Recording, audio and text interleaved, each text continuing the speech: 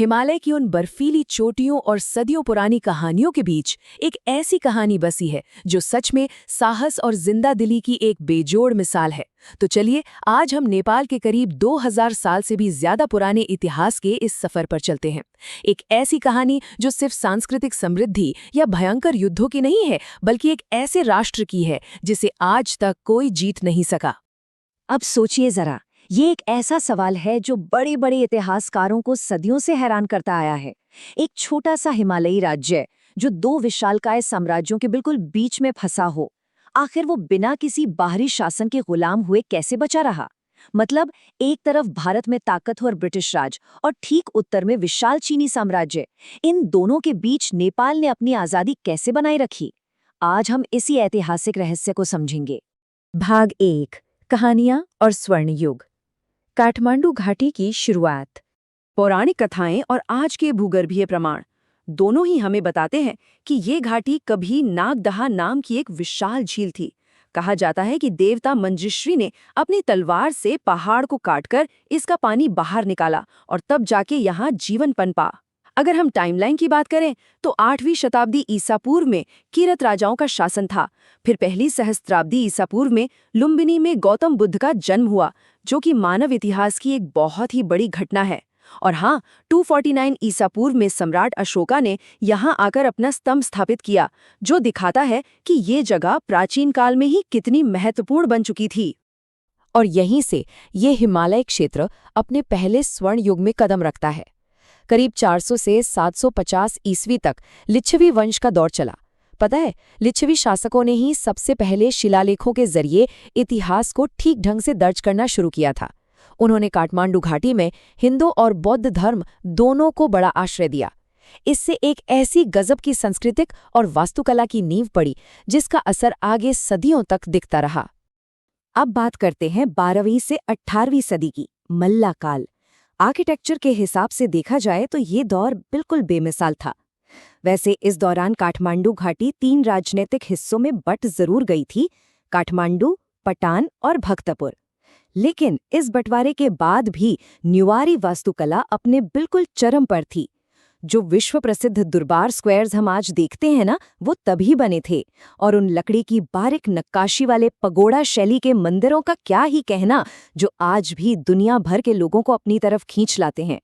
भाग 2, दो चट्टानों के बीच, गोरखा साम्राज्य का उदय। इस नए दौर की जो स्ट्रैटेजी थी, उसे राजा पृथ्वीनारायण शाह की एक बहुत ही मशहूर लाइन से समझा जा सकता है। उन्होंने कहा था, 2 बड़ी चट्टानों के बीच फंसा हुआ एक रतालू यानी यम। और सच बताऊं तो ये स्थिति आगे चलकर उनके अस्तित्व को बचाने का मूल मंत्र ही बन गई। ये रोचक रूपक दिखाता है कि उन्हें इस बात का पूरा अंदाजा था कि उनके दोनों तरफ कितने विशाल और आक्रामक साम्राज्य बैठे हैं, और उनकी यही गहरी समझ आगे की कड़ी रणनीतियों का आधार बनी। तो आधुनिक नेता बना कैसे? इसके पीछे एक बहुत ही शानदार रणनीति थी। पृथ्वीनारायण शाह ने घाटी के पुराने ट्रेड रूट्स और आर्थिक बल का जबरदस्त फायदा उठाया। उन्होंने उन छोटी छोटी मल्ला रियासतों को हराया जो आपस में ही लड़ती रहती थी, और 1768 में काठमांडू घाटी पर अपना कब्जा कर लिया। इस जीत ने उन बिखरे हुए टुकड़ों को जोड़ दिया और यहीं से शाह वंश की स्थापना हुई, जिसने एक आधुनिक और एकीकृत राष्ट्र की मजबूत नींव रखी। भाग 3, अंग्लो नेपाली युद्ध, 1814 से 1816 का संघर्ष। एकीकरण होने के बाद जैसे जैसे नेपाल की सीमाएं फैलने लगीं, उनका आमना सामना उस वक्त की सबसे विस्तारवादी ताकत से हो गया, ब्रिटिश ईस्ट इंडिया कंपनी।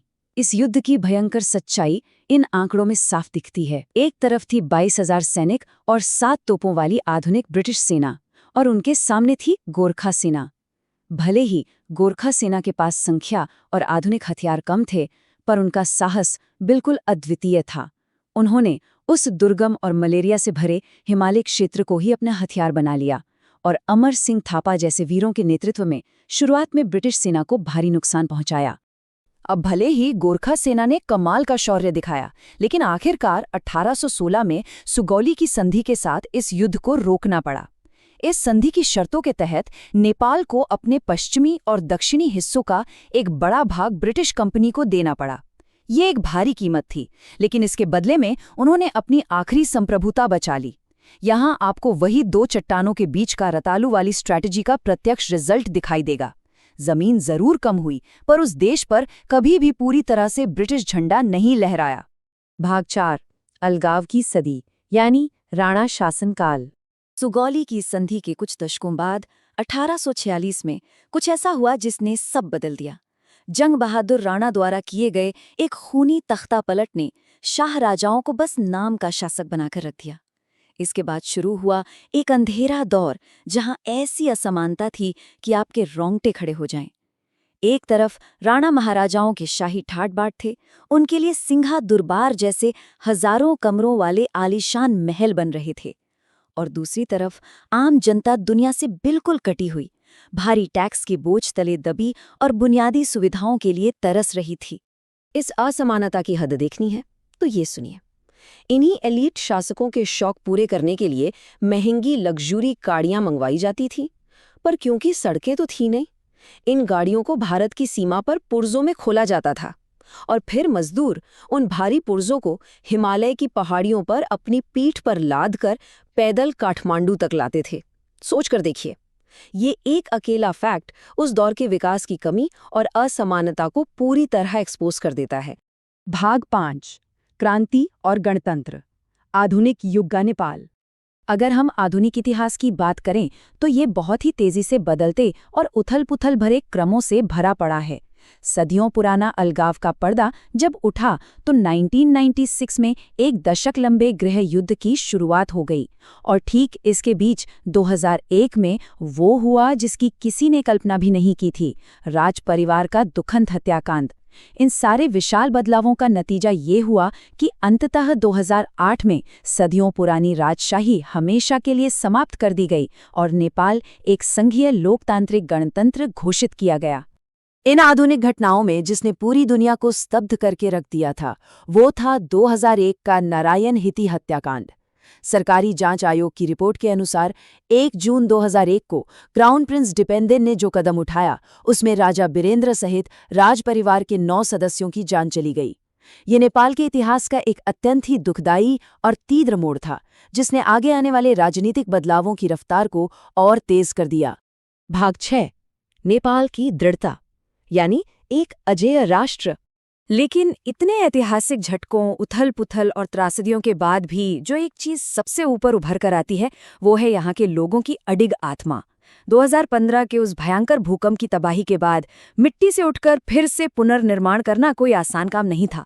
एक नए फेडरल लोकतांत्रिक ढांचे को अपनाना और इन सब के बीच अपने साथ यूनेस्को विश्व धरोहर क्षेत्रों और प्राचीन नेवारी शिल्पकला को जिंदा रखना, ये दर्शाता है कि यहाँ के लोगों का आत्मबल कितना मजबूत है। आज इसी दृढ़ता और जज्बे की वजह से नेपाल का सांस्कृतिक पर्यटन तेजी से आगे बढ़ रहा है। तो आखिर में सवाल ये बनता है, एक ऐसी भूमि जिसने विशाल साम्राज्यों का दबाव सहा, आंतरिक युद्धों और प्राकृतिक आपदाओं की इतनी भयानक मार झेली, लेकिन फिर भी जो कभी पूरी तरह से टूटी नहीं, उसके इस सफर से हम और आप क्या सीख सकते हैं? इस साहस और कभी ना हार मानने वाली कहानी को समझना सच में एक बहुत ही प्रेरक अनुभव है। तो इस विश्लेषण में बस इतना ही। इस कहानी को अपने जहन में जरूर रखिएगा।